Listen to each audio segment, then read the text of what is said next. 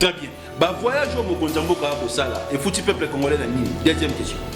Mokonjamboka a outil Israël. Le chef de l'État, Antoine Félix Tshisekedi. Si on a une question, on a toute la population en tout le monde.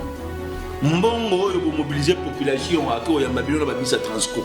Et Zambongo il y a l'État, Tombongo a outil la poche Nabino parce qu'il y a une opposition. Pour ça, il y a 3 ans, pourquoi on a besoin de Mbongo Malongate. Il a récupéré Bafayoulou, il a récupéré Bandorono sur la base. Je suis dans la Boka Kabila, parce que Bauta Boka Kabila. Je suis l'homme le plus heureux. Il y a pour moi dans le Ramadan Chadar, Abimina Balabala dans le temple, les tout puissants.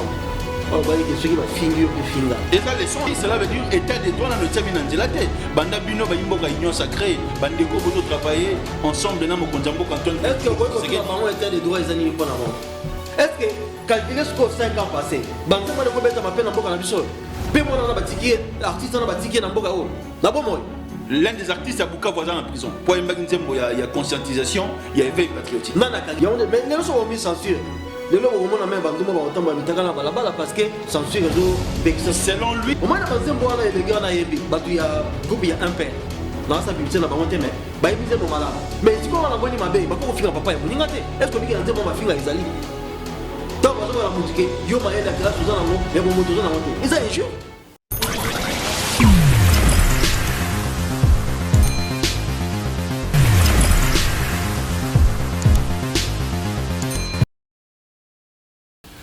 La République démocratique du Congo, de la censure à la marche. Mesdames et messieurs, très chers téléspectateurs de la grande émission Point de Vie, Mote Mingi et Paywapi Bozwami, nous sommes en direct à travers la République démocratique du Congo. C'est l'heure de votre émission Point de Vie, une émission d'actualité politique à travers la République démocratique du Congo et Awa Tozalagana nos privilèges, Yako Solo la Topé Agolobela Congo. Tokobeta Lelo Lisolo. Il y a des chansons où Zalagina nous censuré dans la commission à censure et Kendaki va suspendre Django et Zongaki, lettre ya Titi et puis Nini Tosalite ou Bajen ou Bayembi. Quelles leçons à tirer à travers cette chanson parce qu'aujourd'hui ça dérange une certaine personnalité politique. Tokobet appelle solo à bloc patriotique et Tokobet analyse solo à état de siège. Nango, Toyambi Moko ya cadre ya Union Sacrée, il y a G24. G4, moi Namboka, maître Lebo, na yende to fungoli liboke ya émission parce que c'est notre invité principal. Nous avons déjà annoncé maître Mbote. Mbote Ndegojilio. Ba Imboko bakute na yo ba retenir d'abord par rapport à la présentation. Ya mopena na pesi bango Mbote mingi, ngai ndeko bango ba mesana ko landa mbala mingi na kombo ya maître Lebo Katenga nazali secrétaire général adjoint en charge des questions politiques et juridiques. Il y a parti de la Bengi génération 4. Très bien. Voilà. Tolandi présentation et invité. Grand thème et émission à l'élo. Comment avoir une bonne justice à travers la République démocratique du Congo? Comment aujourd'hui la République démocratique du Congo peut s'en sortir dans le boulot, comment dirais-je, 61 ans après l'indépendance? Tolandi présentation à mon amboko de Yambi Lelo, maître Lebo. Na yende tokobeta lisolo ekolo République démocratique du Congo coup sur coup émission et émission vérité de tiamara likolo mais ça est-ce que les sons oyo bande konabiso ba jeune o ba yembi na kati ya ba chanson oyo ezali mabe 61 ans après qu'est-ce qu'aujourd'hui on peut retenir il y a ekolo République démocratique du Congo? Maître Lebo to fungo l'émission. Merci beaucoup de rejoindre na motono Tony.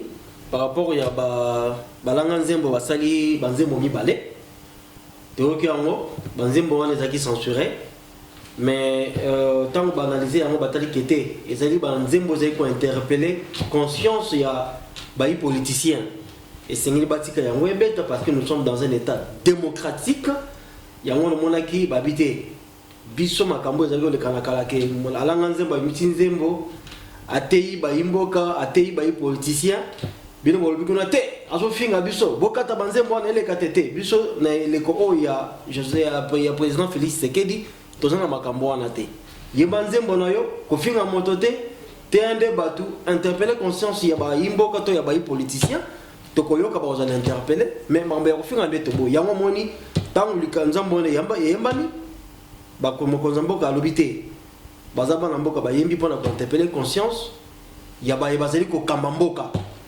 eloko nini esalamite na mboka oyo bato ba marché depuis 82 fait Etienne Tshisekedi asala ba marché ya ndenge na lolenge pona ko changer situation mboka na biso na ndenge atiki biso lelo mo na jour élève to ay kota la ndenge azali ko diriger mboka ba interpeller ba congolais ils ont mabete et ils malam. Très bien, Maître Lebo. L'honorable Ados Ndombasi, l'un des cadres, il y a Lamouka, il y a Parti Cher et Sidé à Monamboka Martin Fayoulou. À côté de ça, qui question orale avec débat, l'Assemblée nationale, va suspendre la commission à censure Namboka Nabiso. Est-ce qu'il y a un Monamboka Zali a raison? Pas suspendre dans le wana ndeko azan pena raison parce que tout le monde a Bamboka Mingi. Yamboete eloko pièce ou bien nzembo to artiste asali eloko nata film tout le monde a awa avant que ba diffuser yango na ba etandoike pote batu balanda yango et c'est nga le kana commission moko za bien organisé ou bien commission de censure batala est-ce que élément wana balingi balekisa na public eza ko violer mère sauté est-ce que ezali contraire à la loi est-ce que ezali obscèneté et c'est que dans les unions sociales au monde qui était ils allaient répondre aux mères par rapport à n'engue mibeko na biso esengeli il y a mais les autres ont mis censure les autres au monde même banduma ba otamba mitaka na balabala parce que censure réseau selon lui cela veut dire état des droits na notiami na nzelate banda bino ba imboka union sacrée bandeko boto travailler ensemble na mokonjambo Antoine est-ce que vous avez un état des droits ezani pour na bango tout na yembe kondomba sana ebisa tout na question état des droits pour na ezani makambo evazo sama la régime wa kalate bazo monter que les autres salam ya ke babengisi pe mutu basambise batali kete o ebongi boete sengili basala babakati pe le lenge wana sans injonction est-ce que makambo le bezaki ko salam batika kokosa bana mboka na bilo makambo zanga tina ya ko revendikaka lelo tozana tina ya ko senga la seke bao bazali ko kamba mboka na elongo na chef de l'état ko interpeller bango basala musala malamu poete ba mboka vie sociale za malamu bango bande onomba bazo tamo na nzela pona ni eza pona ko wela ba poste politique na 2023 donc on va ça bien dans un ba ketolingi social et bon atolingi ma ezala ko ezala si bazo mi pona seni pona ni pourquoi on va débuter en 2023 Banda Gaza kuna na kati ya parlement. Qu'est-ce qu'il a fait pour les Congolais? Ça vous dérange aujourd'hui étant bajeno ba eminzembo boy? Parce non, que moi personnellement ça me dérange. Parce que commission à censure ou ezali na kati il y a ministère de la justice et suspendant qu'il boson nzembo yo et puis après ils ont gisango na nzela. Ndeko Gilio. Oui. Ce sont des histoires qu'on voyait à l'époque de Kabila. Banda Félix Tshisekedi a eu pouvoir en Mboka Oyo. Ça fait combien d'années? Ça fait 3 ans. Est-ce que calculer ce qu'au 5 ans passés, Banzema ne peut pas m'appeler en Mboka na biso? L'un des artistes à Bukavu voisin en prison. Pour il y a conscientisation, il y a éveil patriotique. Mais c'est votre pouvoir. C'est votre pouvoir. Oui. Au moins, il y a groupe, il y a un père. Non, ça publicité na bangote mais ba emize mo malamu. Mais si ko na mboni mabe ba ko finga papa ya muninga te. Est-ce que bika nzema mafinga izali? Tant bazo ba mutuke yo maela kila soza nango ya bo moto na ngote. Eza injure. Na ko finga na sebe ba finga papa na ngate. Yemo pas les gars na itandoike à lobby et ba azar reconnaissant parce que ba reconnaître que azar savant place mosusu ba bungi mo andela parce que ba wala zali mafinga ya wote to ligite ba zali ba artiste ngai ba éduquer masse. Le logo sur le challenge na baba mo na na dit eh tala papa chani baba yiki azama ela classe azama ela moto te azazoba. Vous trouvez ça normal? Là c'est pas bon c'est le élément wana ba bon ça malam ba ngona kombo ya Noël Tchono zali le fieraza ou ça la fierté ya mboka à travers pour projet à loi amemaki na parlement o ezaki déposé pas ya moi na mboka ntingi pour nous. Très bien. Nous sommes en direct avec la République démocratique du Congo. Image à Sika, vision à Sika, Mbele à Sika, Toyambi, Maître Lebo. Yazali Moko, Baimboka, Union Sacrée, Na Yende Toko Betali Solo et École République démocratique du Congo. Comment avoir une bonne justice à travers la République démocratique du Congo? Deuxième sujet d'actualité, dossier Matata. Tolandi, Baimboka Cour constitutionnel na bandeko yo bazuzu balobi bazali na incompétence bazali ben compétent ko sambisa mwana mboka Matata mponi bazali ex premier ministre analyse Pelletier invité. Bon donc Gilio ngai na base na ngi moko ba juriste na ça analyse na ngai ya muke na mayelo na za na ngo. C'est vrai ya on zo bakelelo tango bandeko bazo ba état des droits bozo mona on lelo à travers ba décision oyo bazuzi bazali kozwa to nazo musoka na simate ba mabona ne sala matele les autres sala bazolanda bazosambisa un ancien premier ministre na Congo oyo lelo salami aliki pa la barre basambisier pe bakata vite ndenga za boazaki tango asalaki ba acte na ye asalaki on a qualité ya premier ministre. Aujourd'hui aza premier ministre était azali sénateur. S'il faut pas s'ambisser ba s'ambisser en tant que sénateur, mais pour les actes qu'il a posés à l'époque tant azali premier ministre. Yango la moni bazuzi ya mayele o bazali na haute cour ba bengango eza cour ya likolo. Haute instance o bengi cour constitutionnelle. On des instances ça suka ya mboka na biso. Baimboko bato bazuzi ya mayele bazali kuna babité. Mibeko ya mboka lobike cour constitutionnelle de la juridiction pénale, il y a chef de l'État, le premier ministre en fonction. Ce qui fait que exception oyo, avocat y a des commentateurs pour le basoulever qui babite. Beaucoup qui consomme bisaye awate parce que azala sous la qualité à premier ministre parce que condition lobike pour na consomme bisa la cour constitutionnelle en droit en matière pénale les seigneurs la chef de l'État en fonction, ton premier ministre en fonction.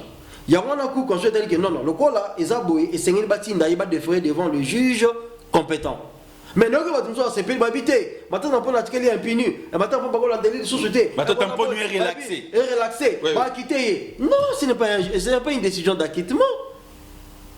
Ce n'est pas une décision d'acquittement. Et si on a une décision d'acquittement, et Sengeli a zombalonné devant la Cour de cassation. Mais Sengeli, on pense à la tête que Bassana a déjà demandé à lever des immunités à ma tante en poigne par le procureur général près la Cour de cassation. Ceux qui ont besoin de la source de l'eau et qui sont sénateurs autorisés qui lever meeting en tant que sénateur naturellement cette façon vous allez compétent parce que comme vous êtes compétent le Seigneur va déférer devant les tribunaux compétents. Très bien. Voilà. Ne nous tenez pas rigueur parce que nous sommes en direct. Nous avons besoin seulement de vos SMS. Ne vous dérangez pas parce que nous avons vraiment appelé Tinda Testo, tu peux enregistrer la question et puis après il y a invité. Mesdames et messieurs, nous sommes en direct. Tozali Liboso et Tando Etienne Abino, rien que pour vous apporter sourire parce que les alliés émission Tolinaga Mingi Koso la Congo, Kolobe la Congo, Peko Beta Solo ya Congo, et pas Yoa Pito Uti, et pas Yoa Pito Kokende. Nemi Moulania, moi Namboka Emmanuel Ramazan et Chadari, Devos Kitoko, Bandeko, il y a FCC, PPRD, Lamouka, Ensemble pour la République, CLC, Bazalaki na Balabala. Objectif au même encore, départ. Yamona Mboka, Denis Kadima, dépolitisation en CENI, et puis marche contre RAM, et puis Kimia et Zonga na Est, Yamboka na Biso République démocratique du Congo. Analyse, lecture et invité. Maître Lebo. De Julio, Moutuna Ben Azaro Zélan. Moutuna Tuniwana. Parce que je suis l'homme le plus heureux. Il y a pour moi dans des Ramazan Chadari. Abimina Balabala Azaro Tambo. Les tout puissants. Oh, bah, ceux qui va finger au finga. Et ça, les sons, hein? Et ça, les sons pour le bino parce qu'il y a une opposition. Et ce qu'on prend dans biso, ce type de partage génération 4, toujours au baquet. Les lobes tamboli. Ba marcher sous la pluie. Ba pesi bango ma pingo bazai ko finga ba finga ba soda ba bololé. Ba finga ba policier ba bololé. Car le même policier là ba sécuriser marche na bango. C'est ça la démocratie. C'est ça les changements que Félix Tshisekedi a. Mais bah dérapage à la tête. Bon ça va marcher. Et quand ils ont marché, ça aboutit à quoi? Marche, oui, je comprends que aujourd'hui le sénateur Kabila a récupéré sa majorité à l'époque. Il a récupéré Bafayoulou, il a récupéré Bandoronion sur la base. Je vais donner un bon à Kabila parce que autant un bon à Kabila. Est-ce que c'est mauvais lorsqu'aujourd'hui Bandeko est en opposition lorsqu'il négocie avec Joseph Kabila? Parce que Binombe Bossala qui a moi plusieurs fois. Biso Tolobi Boye. Oui. Donc Kabila Zaman Lamboka. Très bien. Vous comprenez? Attends, tout le monde a na carte Biblia, Satan n'a Nzambe, pas ça sur la tête. Satan n'a Nzambe, pas sur la tête. Satan Nzambe, ABC Satan, Simba Job. Simba Nani Job. Satan abi nazo simba mais abi soko simbie ko simba botimoli mona été. Est-ce que ba fanda ki sikama ko mami balé? Est-ce que ba zabami ce sont des ennemis, des pires ennemis. Mais nzamba sola na Satan. C'est pour dire que ndeko Kabila et lo kamala masala ki na mboka na biso lelo ya koloba ke élection salama na mosola ba congolais et puis baye opposition bazo pouvoir yé apé manaï batika ndeko Kabila apé manakimia na marche bazo tala wana bakomona Kabila ta mokolo moko na balabala. C'est ce que je leur ai dit. Oya oke nos ndeko Kabila msela va tambola ke papa ya to tambola pona dépolitisation ya seni. D'ailleurs je vous informe que donc vous avez une opposition moi mboka Antoine. D'ailleurs je vous informe que oui ndeko Denis Kadima mon sollicité pesami déjà pour que abandonne enrôlement identification ya électeur et puis bazo ça na identification population. Il s'est déjà mis au travail. Tout ce qu'il faut là c'est pour distraire la population. Il y a aussi pas bandero ba lobby que nini to sala non c'est to sala. Na mission c'est ngato interpeller kaka ba bazali ko gérer biso basala musala malam. Ba marche wana batike dango e ko buti l'autre parce que batika ngo ba oyi ba ko marche banani. O bazaki solo ba bimi changement salami na mboka. Banani. Vous savez, 10e. Banani. 10e banane depuis 82. N'a fait l'émission. N'a fait l'émission. N'a fait l'émission. Limara n'a fait l'émission. S'il vous plaît, yo limara fait l'émission. Zela nan. Oui. Yo zela. Dans un émission le moko. Oui. Et ça quand la parti politique moko na Congo oyo. Oui. O leader na so le biké. Hein. To bi ba changer mais salam. Très bien. Ils a 10e. N'a fait l'émission. On le fait l'émission c'est fondé déjà. Le ba personne zela na fait l'émission. Mutum so ya. Yo personne zela na fait l'émission. Juste tout cela ya biso. Yo personne zela na fait l'émission. Yo na fait l'émission. Na fait l'émission. Ya wana zo émission. Na fait l'émission to na. Au fond là on notait parce que c'est Fongo Maki. Très bien. Yoka. Na fait l'émission. Na fait l'émission. Yoka. Na fait l'émission maître. Yoka na bisa. Mokonza mboka awuti Israël. Le chef de l'État Antoine Félix Tshisekedi Tshisekedi. Tu as une question na tongo population tout na ngambo. Mbongo oyo bo mobiliser population ako ya mabino na babisa transco. Eza mbongo ya l'État tombongo awuti na poche na bino parce que bino bo uti na opposition. Bo sali ka 3 ans na pouvoir na bozu mbongo malonga te. Ndeko Chilo. Oui. Je me mets en défi. Dans la population. Oui. Je me mets en défi la sangai preuve que biso to zwa kimbongo ya l'État pour na kono ballon chef Mokozambo. Je vous jure. Biso na kati ya génération 4. Très bien. Bazo toza moko ya union sacrée. Na mbongo na biso ya passe nga kutu carburant na nga na taka na mutuka na ngai yango na kendaki nango inde pona koyamba chef de l'État ndenge nazawa ata 1 franc ya trésor public ekota na libenga na nga te po de na yamba chef de l'État kaka biso mo chanson 4 to sanganaki to sala ba bandaro na biso to sala ba organisation na biso to ke to yamba chef de l'État tango leki apesi biso mbote to baloki to zongi ndam na moni place o mbongo bimaki te babiki bo bino bato ya génération 4 côte part na bino yango yo bino bato union sacrée bino na biso génération 4 na biso bato génération 4 na moko ba membre union sacrée soki atuka mbongo pesa maki na retour na président na biso Gaston Fombo papa yeso biso babiku na mbongo bimaki par na biso eza wapi mais la tête ko monter na mona place mo ba signaté que pam mbongo bimi na trésor public pour que ba pesa ba parti pour te prendre ya bango chef de l'État en tout cas soko na preuve wana peuple na tuni ce qui peuple na preuve wana que mbongo bimaki parce que vous savez ba information les gars na radio na ba télévision les informations à confirmer. Vous savez, parce que dans la preuve belé que mingi ba information les kakawana au moins la journaliste de information ngala tuni mo peuple a tuni ya on a répondre peuple na bi bokene ko so mo konjamboka na aéroport mobilisation wana balobi bongo wana uti na ba parti politique et uti na budget à l'état ya on so ba que peuple bazo landa ngai bazo kosa bango mbongo mai na kesi ya l'état te soki muntu azana bon ya trésor public bimisaki mbongo badekesaki mbongo balobi ke yango oyo bakeno ya ba chef de l'État aya na plateau à télévision. Très bien. Ba voyage au mokonza mboka ko sala et fouti peuple congolais na nini. Deuxième question. Papa, le lo oyo ce qui yo tuninga question na c'est que Hollande actualité té. Webi ngande ko lo actualité na la na la mukara. Yo ko Hollande yango. Ngande na autre question motuna peuple. Yo be Hollande yango. Population tuni boye. Tuna mettre les beaux. Mi bembo yo mokonza mboka ko sala. Abimi lelo abimi lobi et fouti peuple congolais na nini. Papa. Oui. Lelo oyo Congo oyo izaki marginalisé à l'époque balobi ke Congo pour lelo ko zaté démocratie zaté Congo oyo bazana président malonga te lelo président zongisi Congo na biso sur la scène internationale. Lelo Congo bazana en considération par les grandes puissances. Ce n'est pas quelque chose. Tant que nous avons toujours quelque chose. Et la population profite d'une manière ou d'une autre. Et je crois que ce que nous avons question budget en boka na répondre donc pe na otali so que tala ici ka budget en boka wuti na baba chef de l'État tamboli wana. Vous savez ba relation ya tissé na ba investisseur au kala mingi te bazona na boka na biso malgré bando muso ba que ata investissement mo so kaye awa biso to empêcher ya te po ba lambo ba so misala to so monte que za ko loka mboka na biso ngo. Mais chef de l'état il fait tout nenga tambola wana boye ba ke suka misala iko sala mboka oyo ba congolais ba so misala vie sociale ko sala malamu. Très bien. Le rôle au fongola il kambo budget to continue dossier à budget. L'obito moni ba député ti 21 en assemblée nationale ko discuter avec kambo état du budget au gate na ba milliards analyse à mon mboka lebo. Ndeko Julio. Oyebi budget mboka zaki na combien? Avant mon mboka Félix azwa pouvoir. Ils ont 4 milliards. Moins de 4 milliards. C'était un budget réalisé. Kabila va tirer 1 milliard et quelques comme réserve. Dans un budget. Dans un budget. Parce que le loso est en réserve. Oh, bazar on a mis sur la banque santé. Les gars Kabila Zikaki. Vous pouvez imaginer que maintenant Kabila a dirigé le pouvoir pendant 18 ans. Tout ça, le budget va 3 milliards, 4 milliards. Et puis au moins on a tout un pourcentage. Au moins on a que 40%.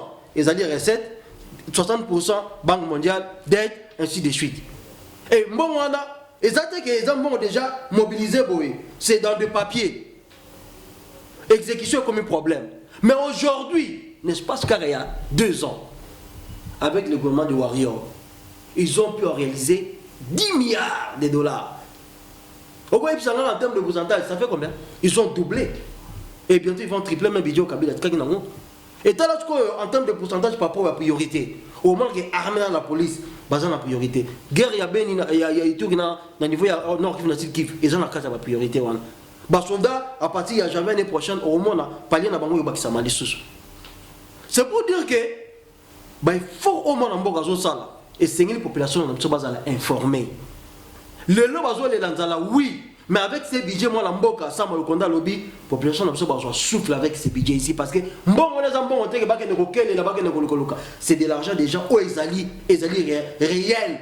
Et ça, n'a pas papier, il y a ma soloté que tu as la Banque mondiale, il y a FMI, tu as la beauté. Ils ont mobilisé dans le mboka na biso. Très bien. Dali Pengeli. Parce que nous sommes fiers, n'est-ce pas, il y a 2 ans, 10 milliards de dollars. Très bien. Quel discours le président de la République, Antoine Félix Tshilombo Tshisekedi, a eu en 2023, aussi longtemps que gratuité enseignement et Gosimbate? Non, mais gratuité enseignement et Gosimbate. Maître, na autonomie, tu n'as peuple à retourner. Chaque jour, na balabal. Gratuité enseignement. Maître, repostile, na tout la question tous les jours. Dans toute la population. Parce que quand c'est gratuité, bandika n'est pas moi dans Tshisekedi. Gratuité enseignement, il fallait l'appliquer depuis 2006 au vote de la Constitution. Et c'est pas à l'informer. Mais là, mon thème est ba imboka. Ba kamimboka, ba s'enrichir, ba sali ba boutique, ba sali ba ligablo, ba sali ba magasin. Mais gratuité et enseignement va jamais rendre effectif. Vous comprenez un peu? Alors, moi, l'amboka l'habité. Tout ça quand même n'amboka na biso oyo. Et sengeli, tout mec quand même ko banda ko appliquer, o ils a prévu na constitution malembe. Il y a un monaki gratuité banda ki awa n'amboka na biso. Il y a enseignement de base. Et année passée, ils ont récité parce que les gens qui sont ici année scolaire. Année oyo, oyebi ke bandeko bazo bumisa gratuité, ils vont très bien. Oh, balinité, mboka na pseke ndeli boso, balinité éducation de base. Bango ba futa 300 000 francs. Bango ba tuana bazo bondisa. Bango mutba oyo 300 000 francs. Dans cette population. Oui. Bandeko wana soki bazaki kolinga mboka na biso. Ceux qui vont réellement bonheur au peuple congolais, ils vont combattre le chef de l'État pour la gratuité. Ils vont accompagner parce que ça, moko ya baimboko bazana musolo dans le monde entier, peine à Congo na biswa. Mais voilà que baziki mutema mabe ba tcheli boso, bakamati habité le quoi yazali ngambo wana to ngambo yo, biso sengeli to combattre po baimbo mona ke et le moko simbité ba voter en 2023. Campagne baso sala contre biso non, contre le chef de l'État. C'est une bilan de la gratuité est positif ou négatif? Moi je dirais c'est positif parce qu'on a rendu l'enseignement de base gratuit. Maître les beaux. Oui. Non mais je suis là. Non mais on a barba nous baso en école. Baso on fait là. Ba okene be classe ba komi. On a ngingir bazali. Ba okene be classe ba tengisi mon papa. Soko yo ki école mon ba pesa ku te ba baza benimi ya peuple baso comme dit sa chef de l'État. Yango ba lingite ko pesa ku. Pour la ke omoni ezo simbate. Parce que toi ebi objectif na bango ba bazala ka toujours na pona ko protéger bato moko boy. Mais c'est pas au milieu du village ba comme chef de l'État. Parce que mboko za ya biso. 6 millions yo Congo pesa ki na nambi po bato musonyo ya. Na mois de décembre, tire le peuple à cause de la moyenne en hôtel. Et quoi ya, au moment. Baimboka, biloko kolia, ekoya agoko. Balabarake, tant maman lambara biloko to barate erni robela. Soko beti tourna kwa ozongo kuti damanza beli oli oki montema kitoko to oli oki malam. Baza la bote mapio, bokonza mboka yambo ete organisé l'élection en 2023, bokomona un grand changement dans mboka na biso. Je vous dis que budget o ba voter sikoyo, yango nezali ko bongisa moi social ya peuple na biso. Malgré ba combat ezali, malgré économie simana na mboka mutu moko azako somba yemo biloko nyo changer hotel la biso na Congo. Mais aujourd'hui, chef d'état habité et Seigneur Baimboka ba sepela. Yango moni basali effort avec une biso ya IGF, yemoka mobiliser à peu près 41% ya budget national. L'IGF. Il y a 18 ans passé, mais il y a réalisé. Très bien. En 5 minutes, le peuple congolais vous a suivi ce soir. Malo. Merci beaucoup, Ndego Julio. Baimboka, le peuple congolais, Pinonion Sonaïb, si bien vous avez Kimia.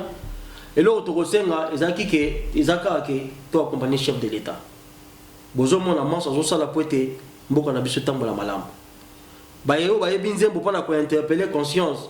Yao bazao kambadi o tozalia wa biso petit peuple au lieu de yoka yoka oh chef d'état zo kokate oh chef de l'état bona boy bana zo ki pouvoir zo kokate boy barake ba réalisation chef d'état ça dans l'espace à 2 ans et l'équipe oyo il y a 18 ans to te ko souffrir biso na bino to bibana nzela to tambola po te changement za na mboka oyo changement yo bandi ko ya malembe ne vous découragez pas botika biyoka yoka na bilanda landa bato ozo ba biso na nzela wana bazo ni sabino pour l'intérêt na bango privé bako koma ba député en 2023 ba kozwa mituka na mamba chamba filmer ba on ntambo na nzela tambo ba kopia binoté ya on esi bino boza la kimia et si kanyo so bozwami biso tous alliés derrière le chef de l'état to accompagner pour que mboka na biso kende liboso c'est notre pays, nous devons bénir ces pays et ça pays a bato mususuté très biso to ko mboka na biso ya on a la drapeau à Congo parce que je suis né congolais et puis je mourrai congolais. Vision et mission point de vue pour soutenir mon Konzambo Antoine Félix Tshilombo Tshisekedi. Awa, atana yambi mutoyi de pes, ya union sacrée, na ko tourner mi toutes nos populations ko tourner na balabala. Attaque on a pour soutenir chef de l'état. Peuple soka yebisinga yebisa chef de l'état que pas na biso maye ko bimate to ko menama ya fourrage, to ko lobango na kate mission yo poto ko sunga mon Konzambo ka kende liboso. Si le président de la République Antoine Félix Tshilombo Tshisekedi alobaki je ne suis pas un dictateur et puis beaucoup sont un dictateur et bon yo ministre, yo gouverneur, yo bourgmestre. Ah ouais ça tableau, il y a vérité. Mais ça y a polele. Au yibi kanyaka d'état, tokoloba kombo noa. Sauf que lingi toloba kombo noa démissionner mon frère, démissionner ma sœur. Un grand merci à l'équipe technique. Dali Pengel était derrière la caméra, Gaston Mouela, Giga Réal, toutes les personnes qui nous ont suivis. La coordination est assurée par Jean Mata, mon coordonnateur Olivier Calabassi. Je te dis un grand salut, Enis Calabassi. Un grand bonjour aussi à mon père spirituel, l'archibishop Coutinho Fernando depuis Paris. Vision et sauvons les Congolais pour continuer. Ciao.